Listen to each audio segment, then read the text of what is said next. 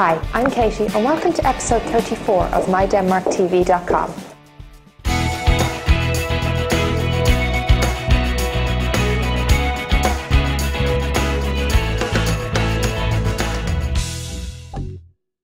This week we thought we'd take a look at a side of Denmark that people don't usually think about.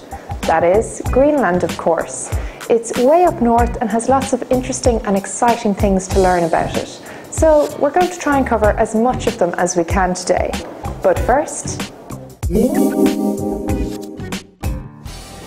did you know that Greenland, like the Faroe Islands, is part of the Kingdom of Denmark? Now, Greenland gained self-rule last summer, which means that a lot of the administration and responsibilities that were previously handled by the Danish government now pass over into the hands of Greenlandic politicians. It also means that Greenlandic is the official first language of the country, although many of the people of Greenland still speak Danish. We're here in Det Grønlandske Hus, or the Greenlandic House, which is one of the many advice, information and cultural centres available in Denmark for Greenlanders.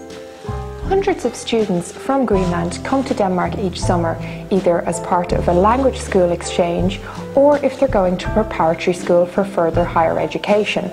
And it's here in the Greenlandic House that it's their main point of contact, especially for the homesick teenagers. As part of Greenland, they do qualify for an educational grant to come to Denmark. And for those of you who may have mastered Danish already, you can try logging on to the National Language Centre of Greenland's website, which has some really fun online lessons in Greenlandic. So maybe you mightn't understand everything they're saying, but it is fun to hear how the language sounds. Greenland's culture and its economy has often been very dependent on the seafood industry, and many of the descendants of the original Inuit hunters still use traditional methods of hunting like dog sleds. Now, it's been a bone of contention for quite some time that Greenland has a whaling quota, especially because as a part of the Kingdom of Denmark, and Denmark being an EU country, it has a whaling ban. But the Greenland authorities have been very careful and mindful to point out and document that whale meat is a necessity to the people of the country, and it's also a part of the wider Inuit culture. There's a lot of culture and history associated with Greenland, so we couldn't cover it all today, but hopefully it's given you a little taster and we'll save some for another day. In the meantime, Johan has gone to meet with one of the advisors here at the centre to find out more about the modern job opportunities available to Greenlanders, both up there and here in Denmark. In the meantime, I think I'm going to nip downstairs to the cafe where they're serving up lots of yummy Greenlandic treats. As Katie mentioned before, it is common for Greenlanders to move to Denmark to study and work. But what if when they finish their education, and what is their current job opportunities here in Denmark? And what are the opportunities for foreigners in Greenland? To answer all these questions, I'm here today with Nivi from the Information and Culture Department of Greenlandic House to tell you all about it. Hi Nivi, welcome to the show. Thank you. Can you tell our viewers a little bit about yourself? Yes, my name is Nivi Christensen and I'm from Greenland. I study art history here in Copenhagen and I work in the Greenlanders House.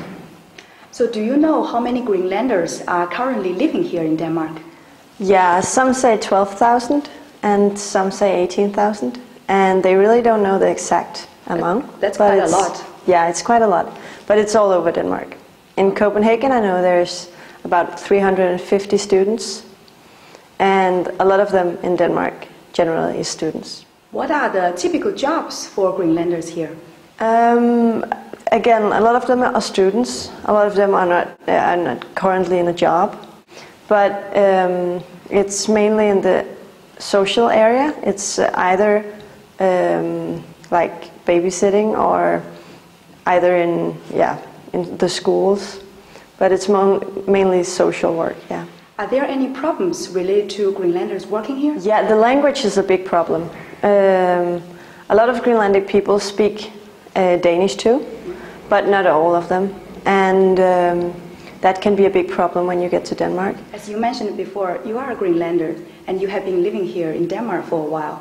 What is your experience and perspective on living here? I think if you just if you try hard enough, you can make it. And I don't think it matters who you are, either if you're from Greenland. I know that I'm from Greenland and that I can get some jobs that many Danish people can't get because I'm from Greenland. So I know I have another culture experience, and I know that I can use that experience in my in the jobs too. And I've been searching for jobs that actually has something to do with Greenland, because I think that is one of the strong sides of me and my country. We have a big culture. What are the employment opportunities for foreigners in Greenland? There's lots of opportunities. As long as you have, it really doesn't depend what kind of education you have. Everyone can get a job in Greenland if you have an education almost. They need people for lots of jobs. Okay, that's all my questions. Okay. Thank you very much. You're welcome. I'm sure our viewers will find this interview very, very interesting. Thank you. So Katie will take over the next section to tell you about a Greenlandic pop star, Rasmus Lubeth. If you're looking for something entertaining to do connected to Greenland, why not check out some of their famous music? Now, Rasmus Lubeth is one of their most prized musicians. He's been around since the 70s as an accomplished poet, actor and musician, and you should definitely check out one of the shows if you can. I went to one of his recently, and even though I didn't understand everything, just the emotional aspect of it and the movement in the song as he told the story of Greenland was such an experience, and I definitely wouldn't pass it up again. Or you could try checking out some of the traditional Inuit children's games. A group of 6th graders in Canada have come up with an excellent website giving you descriptions and pictures showing you how to do the knuckle hop, leg wrestling and even the airplane. So why not check it out?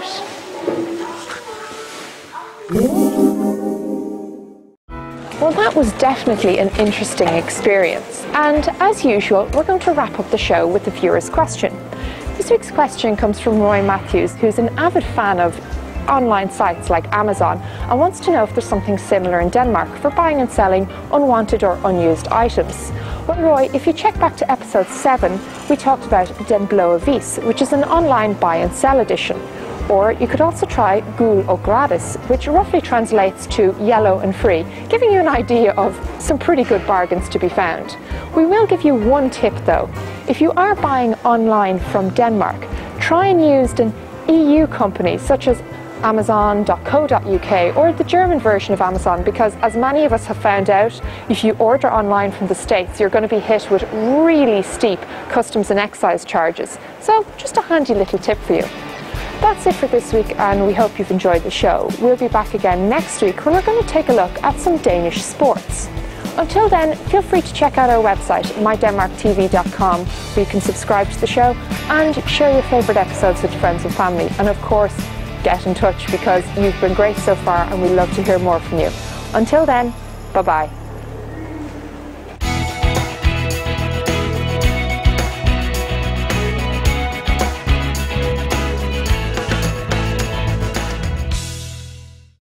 Because as a member of the Kingdom of Denmark, and Denmark being an EU country, they do have a whaling ban. Oh my God.